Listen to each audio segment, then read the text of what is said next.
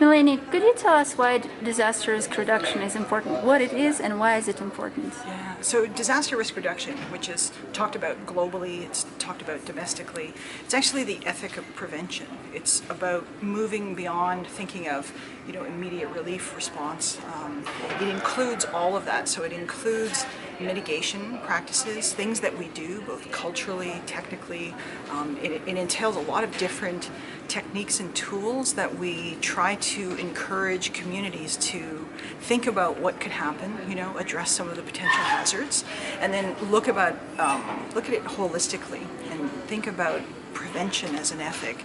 And it actually saves lives, and I mean that's why DRR is so important. With the new Sendai framework, do you see new opportunities for Indigenous way of understanding disaster risk reduction to be more forefront?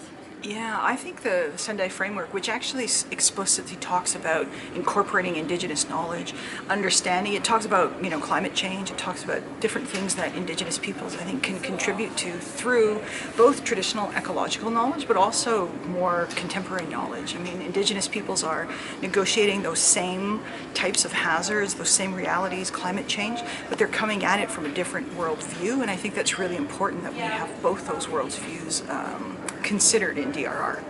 Could you tell some of the base principles of the Indigenous worldview as you see them applicable to this world? Yeah, the Indigenous worldview it's historically, I think, been misunderstood as quite simple, like people think of tribal peoples around the world and that they were living in pre-industrial economies, and so what could they possibly contribute to modern society and thinking? But that's really kind of an erroneous thing to think about, because what the Indigenous worldview does is it brings interconnectivity, it brings a holistic perspective, meta-analysis, if you will. It brings, a really different way of looking at the relationships in ecosystems, for example, and it also brings oral history that goes beyond what recorded history, knows about, and so it can complement science and technical types of thinking with a more in touch with the land, and also even a spiritual component. I mean, we certainly relate to the land spiritually, and then therefore I think we can understand it at a much deeper level.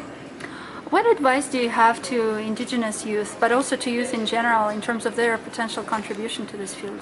I think the young people really, I came out of a youth empowerment movement where people believed in me, believed in what I had to contribute.